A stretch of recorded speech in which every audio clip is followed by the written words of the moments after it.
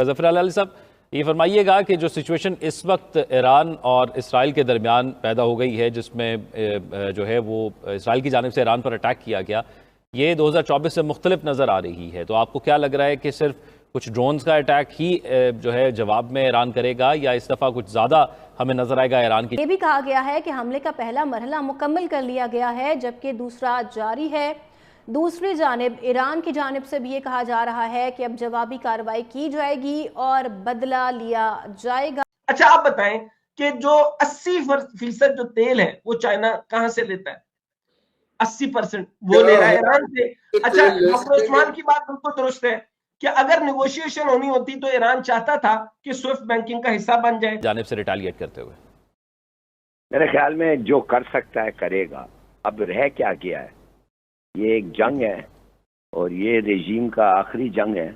नमस्कार दोस्तों, इजराइल और ईरान की भीषण जंग शुरू हो चुकी है, जिससे पाकिस्तान काफ़ी ज़्यादा डर रहा है, क्योंकि पाकिस्तान को पता है कि यदि ईरान का साथ नहीं दिया तो ईरान नाराज़ हो जाएगा, और ईरान का साथ दे दिया तो अमेरिका नाराज़ हो जाएगा। यही कारण है कि पाकिस्तानियों को काफ़ी ज़्यादा डर है कि जिस तरह से मुस्लिम देश अपने आप को ईरान से अलग कर रहे हैं, वैसे ही पाकिस्तान भी अलग करने वाला है, क्योंकि पाकिस्तान किसी भी कीमत पर ईरान का साथ नहीं दे सकता, क्योंकि पाकिस्तान को पता है कि ईरान का साथ दिया तो अमेरिका पाकिस्तान का बुरा हश्र कर देगा। तो वो क्या करेंगे? उनको करना चाहिए जो जितनी हिम्मत है उससे लड़े।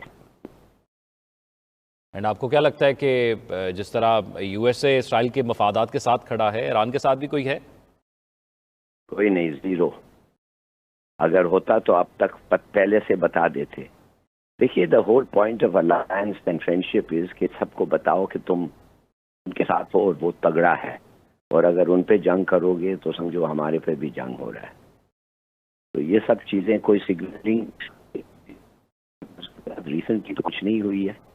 आपने देखा होगा जिस तरीके से सिग्नलिंग आती है पाकिस्तान के लिए चीन से, आप समझते हैं वैसा इवन रिमोटली रूस से या चीन से आया है ईरान के लिए? अगर आया है तो मैंने पढ़ा नहीं। और ज़फ़र अली साहब, आपको क्या लगता है कि इस सब सिचुएशन के अंदर कोई किरदार अदा कर सकता है इसको डी-एस्केलेट करने के लिए सिचुएशन को? देखिए, ये सबसे प्रिडिक्टेबल वॉर तो ये था। मैं तो हैरान हूँ कि लोग चौंक गए हैं कि अटैक हो गया। This is been the most predictable war. और एक और चीज मैं बता दूं, that Pakistan will be the next is also predictable. But what more do you want than that Netanyahu should say so? तो मुझे समझ नहीं आ रही है कि हम लोगों को ऐसे हम उसको अप्रोच कर रहे हैं जैसे हमें कोई था, इमेजिनेशन में ही नहीं था कि ऐसी कुछ चीज हो सकती है। लेकिन ज़फ़र अली साहब, एक साथ चीज़ नेगोशिएशन की भी चल रही थी। अमेरिका के साथ वो बैठे हुए थे, बात हो रही थी, एक तरफ नेगोशिएशन हो रही थी, दूसरी तरफ एक्सपेक्ट नहीं किया जा रहा था कि इतनी जल्दी ये अटैक कर देगा इसराइल। नहीं, नॉट एट ऑल। नेगोशिएशंस हो रही थी और आपको पता है कि the terms of the unacceptable to Iran. आपको क्या चाहिए? उन्होंने कहा कि वो 60 किलोग्राम्स ऑफ एनरिच फ्यूल जो है वो रिटर्न करो, अपने सिस्टम को ख़त्म करो, इवन द कैपेबिलिटी को, कैपेसिटी को ख़त्म करो। और ईरान से फ़ौरन जवाब आ गया था, क्या नाम है उनका, खामेनी ने कि हम नहीं करेंगे, दिस इज अनएक्सेप्टेबल। तो पब्लिकली दोनों का स्टांस आ गया था कि अब आप समझते हैं कि एक ह्यूमिलिएशन होना था पब्लिकली, या उनको सरेंडर करना था पब्लिकली? Of course not. दोनों ने अपना स्टांस ले लिया था। अब वो निगोशिएट किस बात पे कर रहे थे, बहरहाल जिस पे भी कर रहे थे, दे वर गेटिंग रेडी। और मैं तो और भी हैरान थी, मुझे ये बात पे हो रहा है कि आधा लगता है कि डिकैपिटेट हो गए हैं कुछ हद तक ईरानियन लीडरशिप, मिलिट्री लीडरशिप। भाई, military leadership in a war situation, आप you are such an easy target for Israel. क्या हो रहा है भाई? किस किस्म की जंग हो रही है? क्या आपको यकीन नहीं था कि ये हो सकता? I am astonished at some of the developments. हमारे साथ ही आप मौजूद रहिएगा। हारिस नवाज साहब भी मौजूद है। हारिस नवाज साहब, एक ये सवाल तो उठ रहा है कि इतने इम्पॉर्टेंट लीडर्स, और ये पहली दफ़ा नहीं हुआ, इस्माइल हानिया या उससे कबल भी उनके जो साइंटिस्ट थे जो हेड कर रहे थे इस तमाम प्रोग्राम को, न्यूक्लियर को, उनको निशाना बनाया गया। तो इतने आराम से निशाना बनाना और टारगेट करना, ये तो बड़ा सिक्योरिटी फेलियर ईरान के लिए रहा है माजी में भी और अब भी ख़ास तौर पर।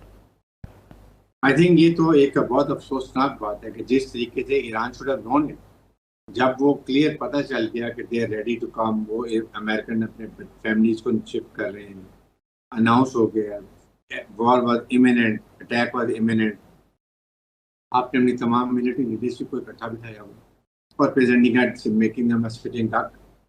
आई मीन ये आपके ट्रुप्स के लिए कितने मोरल की बात होती है, कितने डीमोरल इफेक्ट होता है कि आप इस स्टेज के ऊपर जबकि आपकी कंडीशंस आपको नजर आ रही हैं कि इजराइल इज कमिंग और वहाँ पे मिड साइड पे जाता है। इसमें हानिया को देख लें, जब वो ईरान में थे उन्होंने किस आराम से टारगेट किया। इसका मतलब कि ईरान के अंदर इजराइल इंटेलिजेंस की पेनिट्रेशन है, वहाँ उनकी सपोर्ट मौजूद है।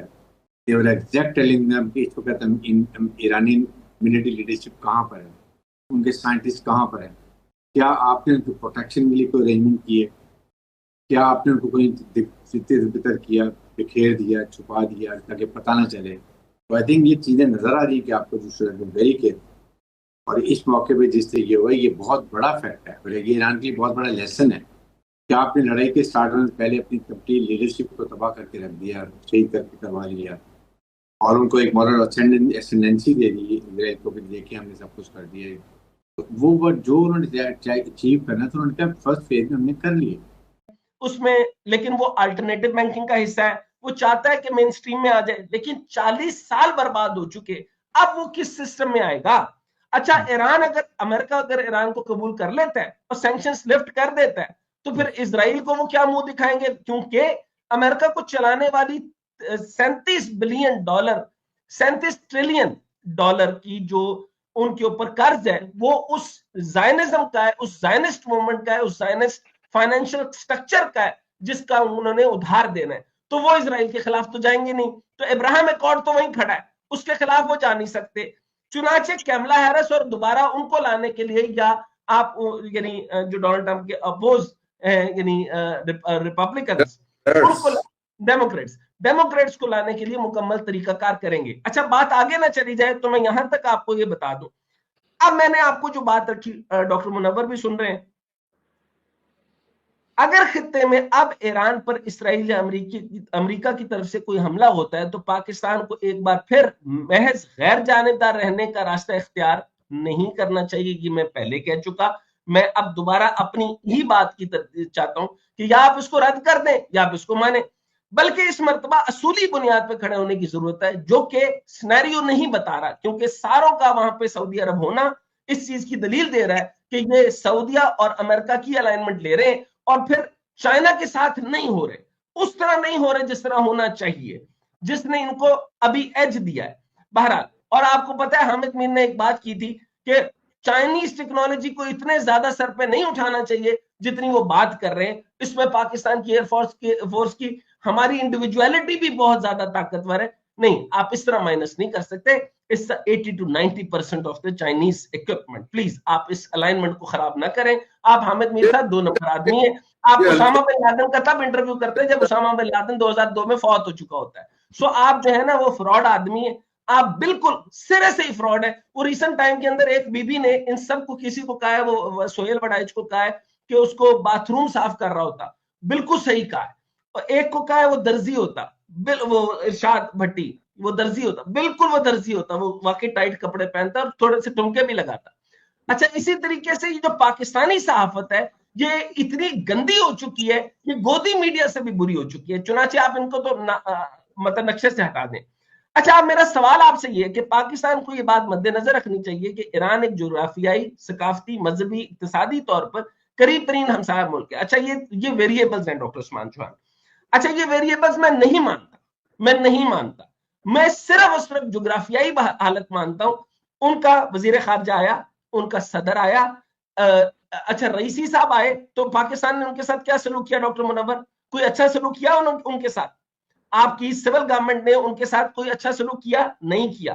तो दोस्तों, पाकिस्तानी लगातार यही बात कर रहे हैं कि पाकिस्तान को किसी न किसी की तरफ जाना होगा, क्योंकि इजराइल का साथ तो पाकिस्तान वैसे भी नहीं दे सकता, क्योंकि इजराइल को तो पाकिस्तान तस्लीम ही नहीं करता। यही कारण है कि पाकिस्तानी लगातार यही बात कर रहे हैं कि पाकिस्तान की सरकार को हर हालत में ईरान का साथ देना होगा, वरना पाकिस्तान के लिए मुश्किलात आने वाले दिनों में और ज़्यादा खड़ी हो सकती है, क्योंकि ईरान का साथ नहीं दिया तो पाकिस्तान पूरी तरीक़ा से ईरान के खिलाफ माना जाएगा। यही कारण है कि ईरान पहले ही आगाह कर चुका है कि जो भी ईरान का साथ नहीं देगा तो ईरान उसको अपना दुश्मन मानेगा। यही कारण है कि पाकिस्तान को भी ईरान अपना दुश्मन मानेगा। यही कारण है कि पाकिस्तान इस बात को लेकर के काफ़ी ज़्यादा बेचैन और काफ़ी ज़्यादा डरे हुए भी हैं, क्योंकि उनको पता है कि ईरान का साथ देना ज़रूरी है। यदि ईरान का साथ नहीं दिया तो पाकिस्तान के लिए मुश्किलात आने वाले दिनों में और ज़्यादा बढ़ सकती हैं, क्योंकि पाकिस्तान को हर हालत में ईरान का साथ देना होगा, वरना पाकिस्तान के लिए हालात और ज़्यादा बिगड़ सकते हैं, क्योंकि इजराइल को तो पाकिस्तान वैसे भी तस्लीम नहीं करता है, तो दूसरी तरफ अमेरिका भी खड़ा है। आपकी क्या राय कमेंट में जरूर शेयर करें। यदि आप चाहें अपने चैनल को सब्सक्राइब करें, वीडियो पसंद आए तो लाइक करें, कमेंट करें और शेयर करें। जय हिंद, वंदे मातरम।